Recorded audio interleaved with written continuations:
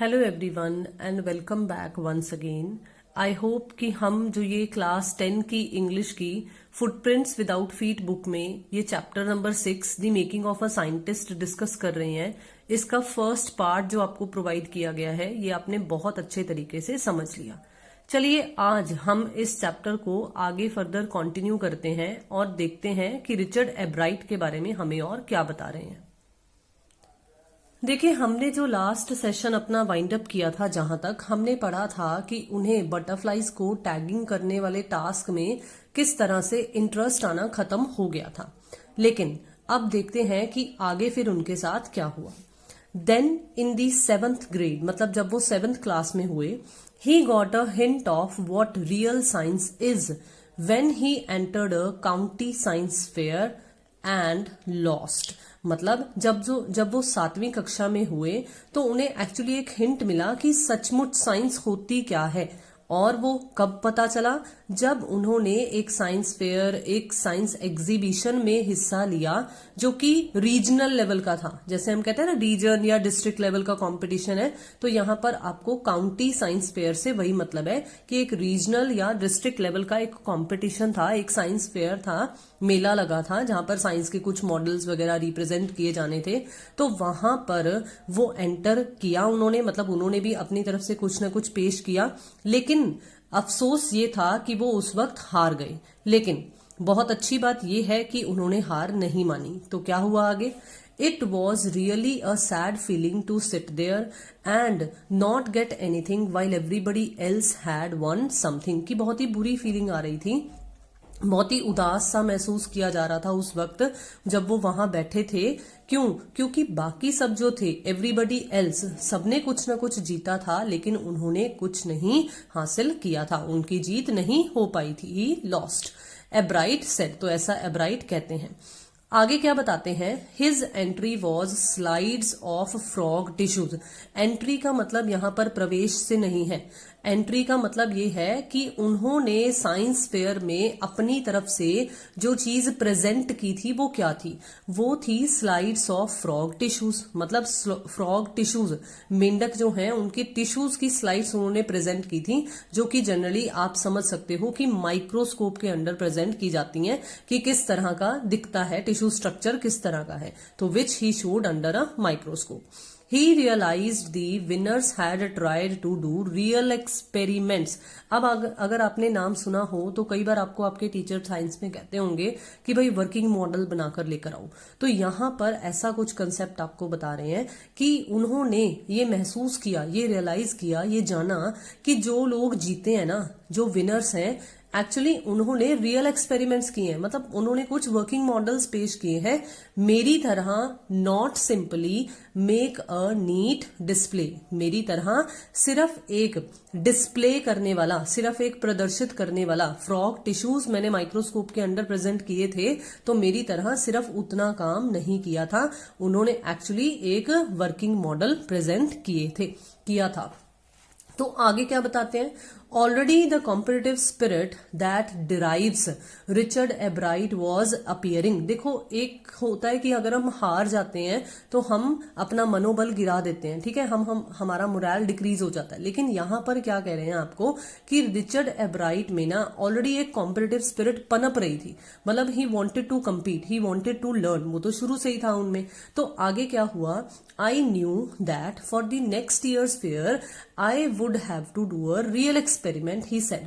तो वो कहते हैं कि अब मुझे पता चल गया कि जब नेक्स्ट ईयर का ये रीजनल लेवल का जब साइंस कंपटीशन कह लो या साइंस फेयर होगा ना, तो मुझे भी कुछ रियल एक्सपेरिमेंट, मतलब मुझे भी कुछ वर्किंग मॉडल के सॉर्ट ऑफ जैसा प्रिपेयर करना पड़ेगा, अदरवाइज मैं फिर से लूज कर जाऊंगा। तो इसका मतलब उन्होंने हार नहीं मानी, उन्होंने डटकर मुकाबला करने की सोची।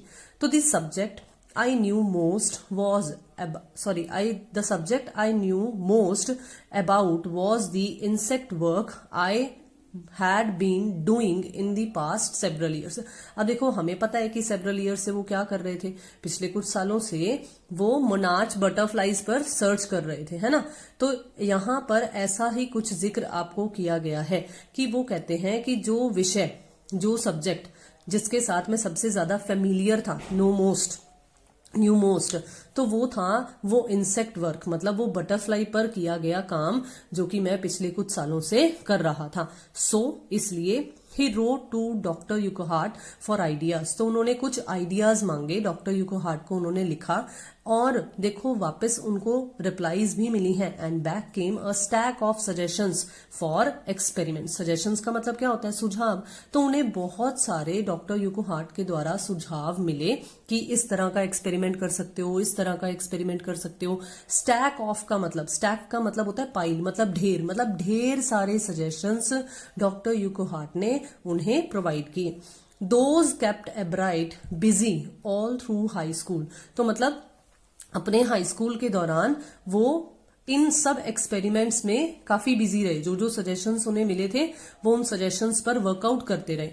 एंड हुआ क्या, जैसे कहते हैं ना कि मेहनत रंग लाती है, and led to prize projects in county and international science fairs. तो उनकी वजह से उन्होंने रीजनल लेवल पर भी, डिस्ट्रिक्ट लेवल पर भी और इंटरनेशनल लेवल्स पर भी साइंस फेयर्स में काफी प्राइजेस जीते।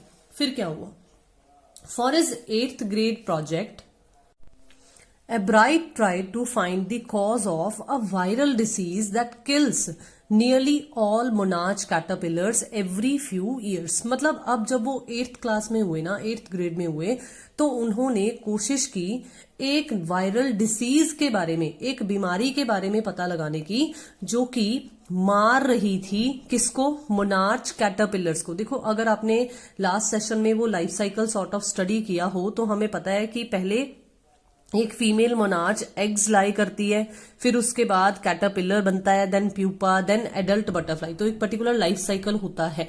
अब यहां पर आपको ये कह रहे हैं कि जब वो कैटरपिलर स्टेज पे होती हैं तो कुछ ऐसी बीमारी उन्हें लग रही है जिसकी वजह से वो मर रही हैं, कैटरपिलर्स मर रहे हैं। तो आगे एब्राइट क्या कहते हैं? Ebright thought the disease might be carried by a beetle. Beetle is a sort of insect.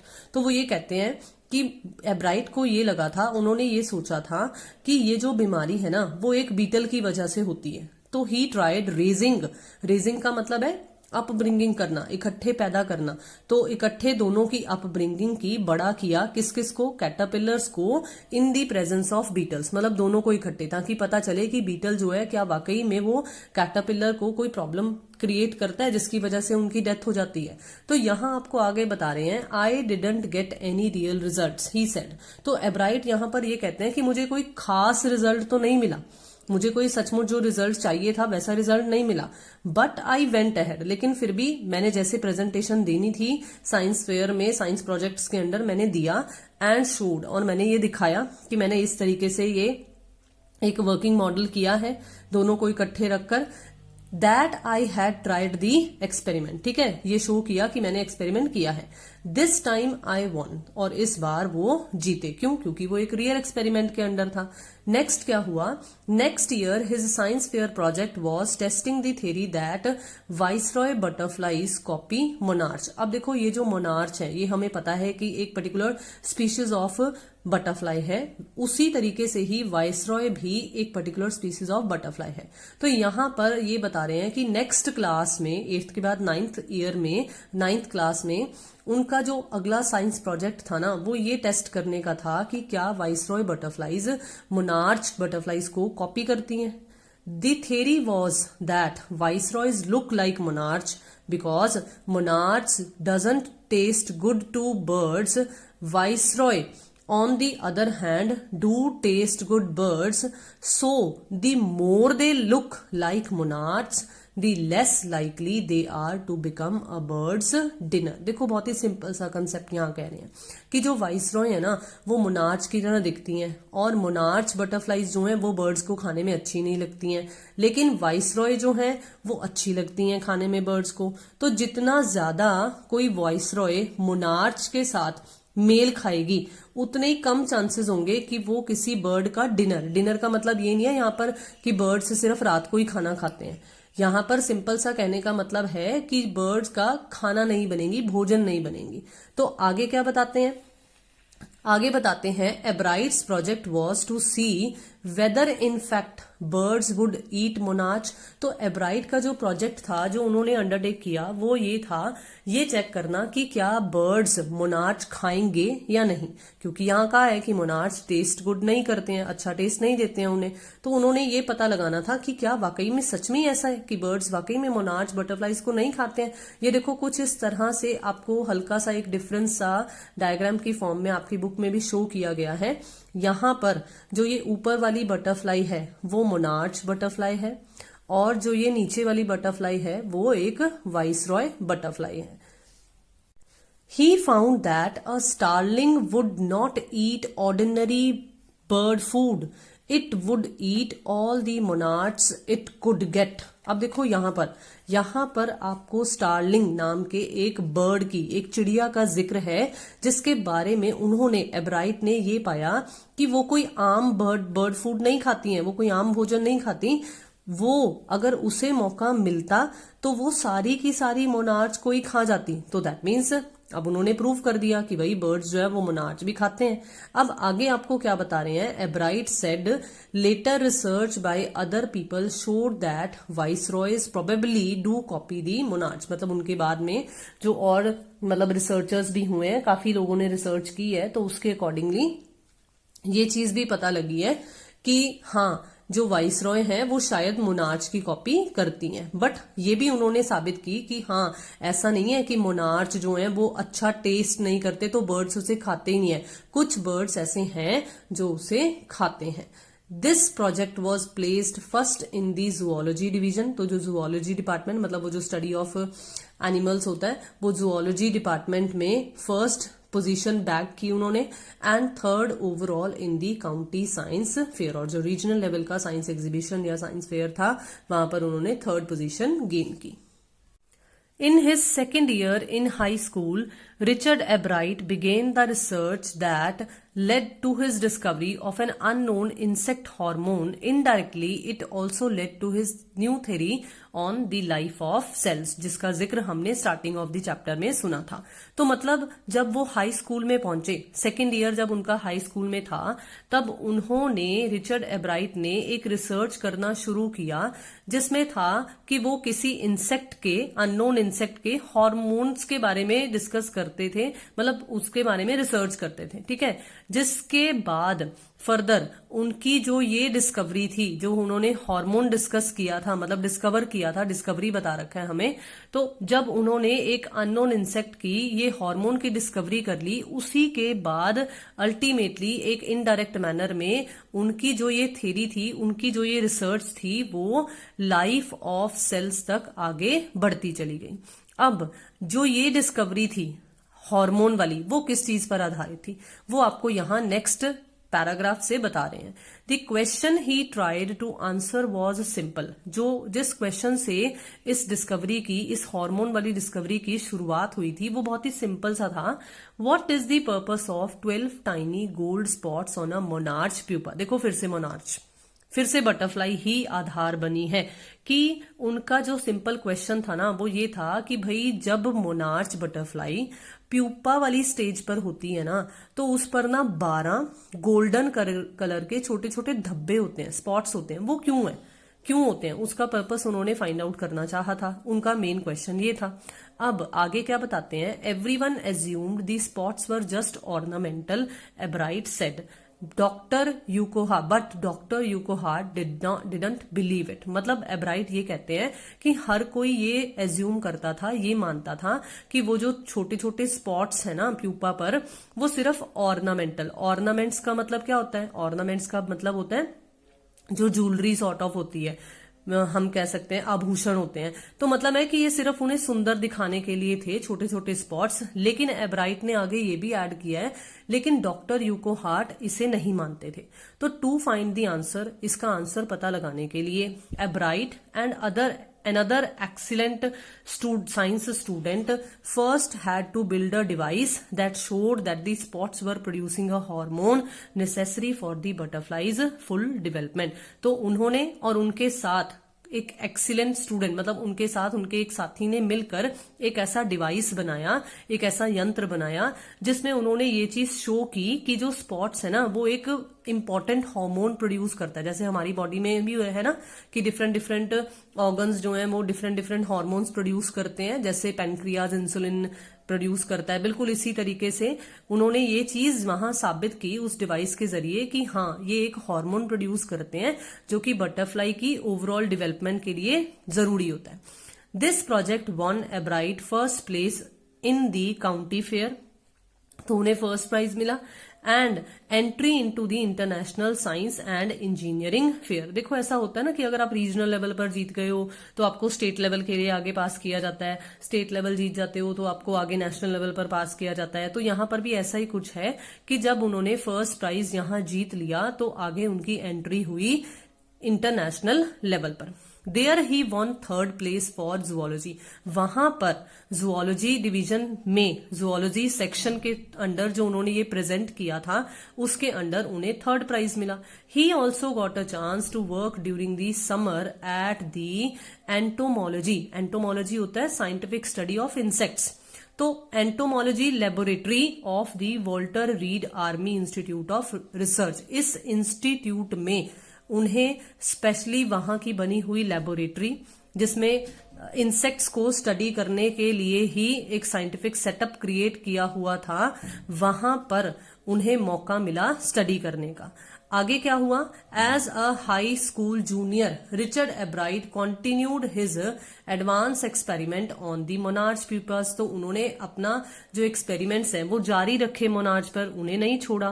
That year his project one first place at the international science fair and gave him another chance, तो मतलब फिर से वो जीते और फिर से उन्हें मौका मिला, फिर से उन्हें चांस मिला to work in the army laboratory during the summer, मतलब समर वेकेशंस के दौरान कह लो या समर के टाइम पीरियड के दौरान उन्हें फिर से मौका मिला लेबोरेटरी में काम करने का। In his senior year he went a step further, मतलब जब वो अपने लास्ट ईयर या सीनियर ईयर में थे तो उन्हें फिर से मौका मिला, वो एक कदम और आगे बढ़े। He grew cells from a monarch wing, उन्होंने मोनार्च बटरफ्लाई की विंग से कुछ सेल्स लिए, और कैसे सेल मतलब ग्रू किए, इन अ कल्चर। यहां पर कल्चर का मतलब संस्कृति से नहीं है, यहां पर कल्चर का मतलब है एक साइंटिफिक स्ट्रक्चर क्रिएट किया, डमी साइंटिफिक स्ट्रक्चर क्रिएट किया। उस डमी साइंस स्ट्रक्चर के अंडर, साइंटिफिक स्ट्रक्चर के अंडर, उस कल्चर के अंडर उन्होंने मोनार्च के विंग्स से सेल्स जो है वो ग्रू करने शुरू किए। और क्या शो किया, that the cells would divide and develop into normal butterfly wing scale only if they were fed the hormone from the gold spots. मतलब फिर से वही, वो गोल्ड स्पॉट्स को नहीं उन्होंने छोड़ा, उसको ध्यान में रखते हुए उन्होंने ये कहा कि हाँ अगर गोल्ड स्पॉट से हार्मोन मिले तो वो नॉर्मल बटरफ्लाई की तरह बड़े होंगे, डेवलप होंगे। That project won first prize for zoology at the international fair, तो फिर से उन्हें फर्स्ट पोजीशन गेन हुई। He spent the summer after graduation doing further work at the Army Laboratory and at the laboratory of the US Department of Agriculture. तो उन्हें फिर से मौका मिला, उन्होंने फिर से जो अपनी समर थी वो आर्मी लेबोरेटरी में और काम करने में और यूएस डिपार्टमेंट ऑफ एग्रीकल्चर की लेबोरेटरी में भी काम करने में व्यतीत किया। फिर क्या हुआ, दी फॉलोइंग समर, मतलब आगे आने वाली जो थी, after his freshman year eight Harvard university, मतलब होता है ना कि जब हम स्कूल या कॉलेज मतलब नया ज्वाइन करते हैं तो हम एज अ फ्रेशर काउंट होते हैं, तो यहाँ पर है कि जब उन्होंने आगे आने वाली समर्स में मतलब स्कूल से निकलने के बाद जब उन्होंने यूनिवर्सिटी में दाखिला लिया तो वहां पर क्या हुआ, Ebright went back to the laboratory of the department of agriculture, जहां ये यूएस डिपार्टमेंट ऑफ एग्रीकल्चर में उन्होंने पहले काम किया वहीं पर दोबारा गए, and did more work on the hormone from the gold spots. तो फिर से मैं कहूंगी इन्होंने वो गोल्ड स्पॉट्स को नहीं छोड़ा, उस पर फिर से हार्मोन पर काम करते रहे। Using the laboratories sophisticated instrument, अब देखो अगर लैब है ऑब्वियसली है कि वो लैब्स में तो बड़े बड़े इंस्ट्रूमेंट्स होंगे जो कि स्पेशली स्टडी के लिए बनाए गए हैं, तो वहां उन्होंने लेबोरेटरी के इंस्ट्रूमेंट्स को यूज किया और क्या पता लगाया, he was able to identify the hormone's chemical structure. आप साइंस में सुनते होंगे ना वो केमिकल बॉन्डिंग वगैरह, सेल स्ट्रक्चर वगैरह, तो उन्हें उस लेबोरेटरी में हार्मोन्स के केमिकल स्ट्रक्चर के बारे में पता चला। 1.5 year later, 1.5 साल बाद लगभग, during his junior year, Ebright got the idea for his new theory about cell life. तो वहां उन्हें फिर पता चला, उन्हें उस वक्त ये आइडिया आया इस सेल लाइफ की थ्योरी के बारे में कि सेल किस तरह से काम करता है, सेल में क्या है, क्या स्ट्रक्चर है, ये सब थ्योरी उन्होंने तब डेवलप करना शुरू की। It came while he was looking at x-ray photos of the chemical structure of a hormone. ठीक है, ये जो आपको यहां बताया था कि केमिकल स्ट्रक्चर का जब वो एक्सरे फोटो देख रहे थे उस वक्त उनके दिमाग में ये आइडिया आया। When he saw those photos, जब उन्होंने वो फोटोग्राफ्स देखी एक्सरे वाली, एब्राइट didn't shout यूरेका और even I have got it. होता है ना कि हमें कोई नई चीज मिल जाए या हमारे इंटरेस्ट वाली चीज मिल जाए तो हम बहुत ही खुश होते हैं। तो यहाँ पर है कि उस वक्त एब्राइट ने ऐसा कुछ शाउट नहीं किया, वो कोई चीखे चिल्लाए नहीं कि हाँ मैंने हासिल कर लिया या मुझे कोई नया टॉपिक मिल गया है रिसर्च करने का, but he believed that along with his findings about insect hormones, the photos gave him the answer to one of biology's puzzle। मतलब वो ये कहते हैं कि उस वक्त उन्हें एक ऐसा एहसास हुआ था कि मैं तो अपने इंसेक्ट से रिलेटेड काम कर रहा हूं, लेकिन उस वक्त जो वो एक्सरे के अंडर फोटोग्राफ उन्होंने वो केमिकल स्ट्रक्चर वाली देखी तो उन्हें ऐसा लगा था कि शायद मैंने बायोलॉजी के एक बहुत बड़ी पजल को सॉल्व कर दिया है, बहुत बड़ी मिस्ट्री को सॉल्व कर दिया है। क्या है वो मिस्ट्री? How the cell can read the blueprint of its DNA. Blueprint का मतलब बेसिकली क्या होता है? ब्लू प्रिंट का मतलब होता है एक गाइड, मतलब जो ये बताता है कि कोई चीज कैसे बननी है कैसे नहीं। तो हम यहाँ पर सेल का लेआउट कहेंगे कि उस वक्त उस फोटोग्राफ के बेसिस पर, उस एक्सरे वाले ब्लूप्रिंट के बेसिस पर उन्हें ये पता चला कि सेल के अंदर जो वो डीएनए होता है ना वो किस तरह से काम करता है। डीएनए क्या है? तो डीएनए क्या है आपको आगे भी बता रखा है। DNA is the substance in the nucleus of a cell that controls heredity. होता है ना, पता चलता है कि आपके फादर कौन है कौन नहीं, तो वो डीएनए के थ्रू जांच की जा सकती होती है। वो इसलिए क्योंकि हमें हेरिडिटरी, हमें हमारे फादर से हमारे सेल में वो डीएनए मिलता है। तो it determines the form and the function of the cell. इसी के बेसिस पर सेल फॉर्मेशन, सेल का फंक्शन काम करता है। इसलिए डीएनए को लाइफ का blueprint, main layout, main structure कहा जाता है। Ebright and his college roommate James R Wong worked all that night drawing pictures and constructing plastic models of molecules to show how it could happen। तो होता है ना कि हम science के मॉडल्स प्रिपेयर करते हैं, तो सारी रात पिक्चर्स ड्रॉ कर कर, मॉडल्स कंस्ट्रक्ट कर कर उन्होंने, एब्राइट ने और उनके रूममेट ने, जिनका नाम अब आपको बता रखा है, जो कि आपको अर्लियर भी जिक्र था कि उन्होंने थ्योरी प्रेजेंट की है, तो जेम्स आर वोंग, उन दोनों ने मिलकर सारी रात ये काम किया, ये शो करने के लिए कि जो ये सेल्स हैं वो किस तरीके से काम करते हैं, किस तरह से बनते हैं, क्या फंक्शन है। तो together they letter wrote the paper that explained the theory, जो कि उस साइंटिफिक जर्नल में, जिसका जिक्र हमने स्टार्टिंग ऑफ द चैप्टर में भी सुना था, पढ़ा था, उसमें पब्लिश हुआ। Surprising no one who knew him, मतलब सरप्राइज की बात यह है कि जो कोई भी उन्हें मतलब जानता नहीं था। एक्चुअली जब वो पास आउट हुए तो Richard एब्राइट graduated from Harvard with highest honours, मतलब हाईएस्ट टॉप ग्रेड्स से वो पास हुए। हाईएस्ट ऑनर्स क्यों? क्योंकि उन्होंने काफी सारे प्राइजेस वगैरह भी जीते थे। Second in his class of 1510, मतलब इतने नंबर ऑफ स्टूडेंट्स थे और इतने नंबर में से उन्होंने सेकंड पोजीशन गेन की थी। Ebright went on to become a graduate student researcher at Harvard Medical School. तो उसके बाद वो as a researcher Harvard Medical School में चले गए। There he began doing experiments to test his theory। अब जो उन्होंने थ्योरेटिकली पेश किया था, अब वो उसे प्रैक्टिकली एक्सपेरिमेंट्स मतलब करने लगे ताकि अपनी थ्योरी को टेस्ट कर सकें कि क्या वाकई में ऐसा है या नहीं है। If the theory proves correct, यहाँ पर वो कहते हैं कि अगर ये थ्योरी करेक्ट प्रूव होती है ड्यूरिंग एक्सपेरिमेंट्स, तो it can be a big step for towards understanding the processes of life, मतलब लाइफ प्रोसेसेस को समझने में बहुत ही आसानी हो जाएगी। और हमें it might also lead to new ideas for preventing some types of cancers and other diseases. मतलब अगर इस तरीके से पता चल जाए, ये थ्योरी अगर सक्सेसफुल रहे, तो हमें कई डिसीजेस का सॉल्यूशन भी मिल सकता है। All of this is possible because of Ebright's scientific curiosity. मतलब जो लालसा थी, जो जुनून था उनके अंदर, जो एक भूख थी कि हाँ मैं ये भी लर्न करूं, मैं वो भी लर्न करूं, सिर्फ उस भूख की वजह से, सिर्फ उस क्यूरियोसिटी की वजह से ही ये सब हुआ। His high school research into the purpose of the spots of a monarch pupa eventually led him to his theory about cell life, कि जो शुरुआत उन्होंने वो 12 स्पॉट्स से की थी, एक्चुअली वो धीरे धीरे उन्हें सेल लाइफ की थ्योरी को डेवलप करने तक ले गई। Richard Ebright has been interested in science since he first began collecting butterflies। मतलब शुरुआत तो केजी से ही हो गई थी ना, जब उन्होंने बटरफ्लाइज कलेक्ट करना शुरू किया था।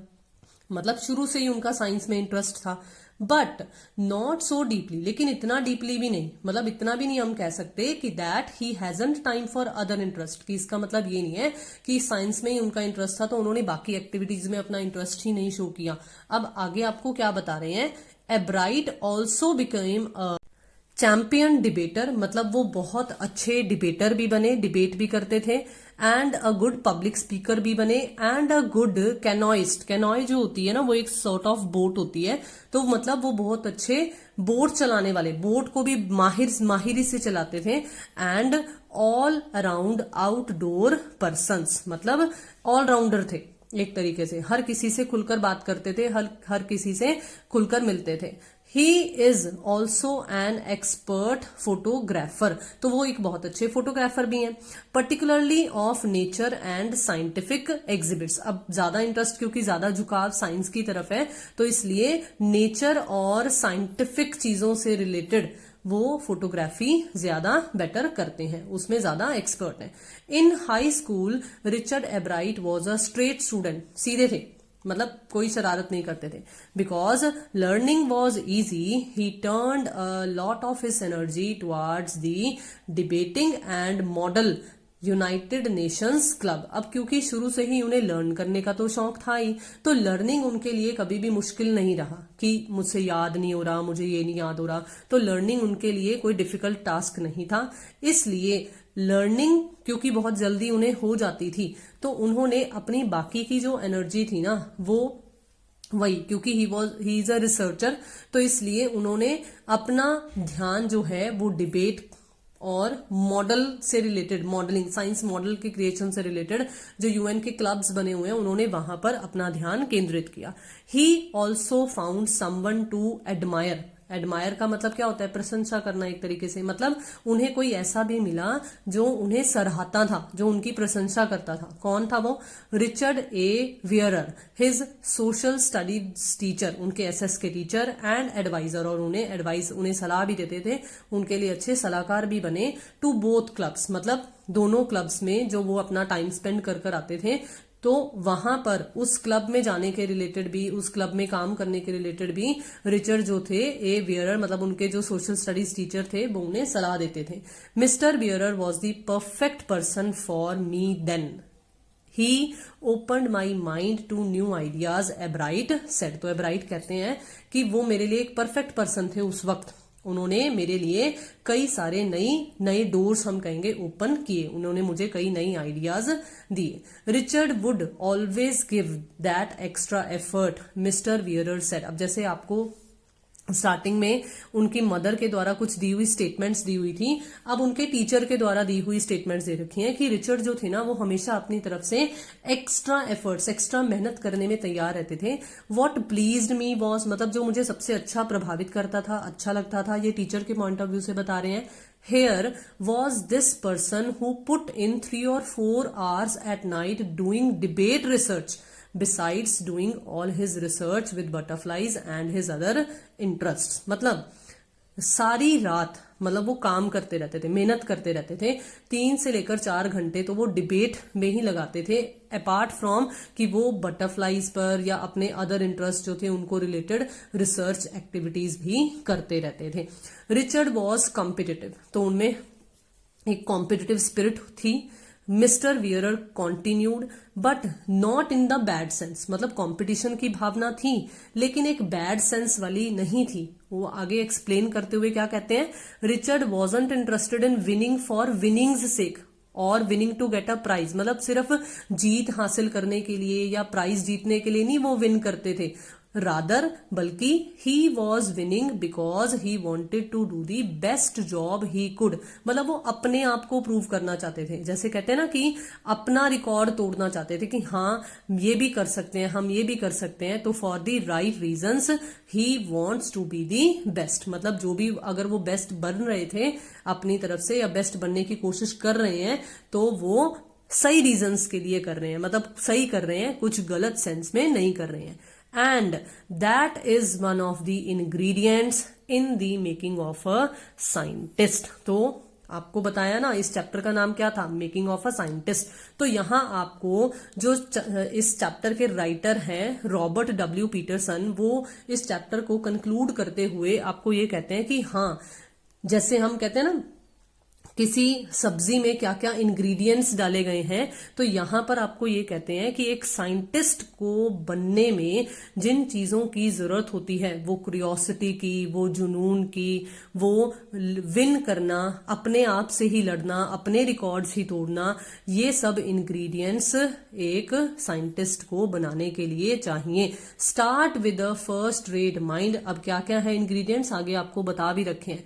फर्स्ट रेट माइंड मतलब अच्छा शार्प माइंड होना चाहिए जिसमें आप क्यूरियोसिटी ऐड करो, and mix in the will power to win the right reasons. अब देखो जब वो काउंटी फेयर हार गए थे तो अगर उस वक्त उनकी विल पावर स्ट्रांग ना होती या वो नहीं सोचते कि मैं भी नेक्स्ट ईयर एक रियल एक्सपेरिमेंट करूंगा तो बात वहीं पर खत्म हो जाती, लेकिन उन्होंने अपनी विल पावर को डगमगाने नहीं दिया और जीत हासिल की। Ebright has these qualities from the time the book the travels of Monarch X open the world of science to him, मतलब तब से है जब से उनकी मदर ने चाइल्डहुड के टाइम उन्हें ये बुक ला कर दी थी, तब से साइंस की दुनिया के दरवाजे जो हैं वो उनके लिए खुलते चले गए क्योंकि उनमें ये सब क्वालिटीज मौजूद थी। तो Richard एब्राइट has never lost his scientific curiosity, तो उन्होंने कभी भी अपनी साइंटिफिक क्यूरियोसिटी को खत्म नहीं होने दिया। यही एक रीजन है कि वो हमेशा अपनी लाइफ में विन करते गए। तो मुझे उम्मीद है कि यहाँ पर हमारी जो ये लाइन बाय लाइन एक्सप्लेनेशन इस चैप्टर की कंप्लीट होती है, ये आपको बहुत ही अच्छे तरीके से क्लियर रही। काइंडली लाइक कीजिए वीडियोस को, शेयर कीजिए वीडियोस को, जुड़े रहिए चैनल के साथ, अपने व्यूज कमेंट बॉक्स में जरूर शेयर कीजिए। Thank you so much and have a nice day.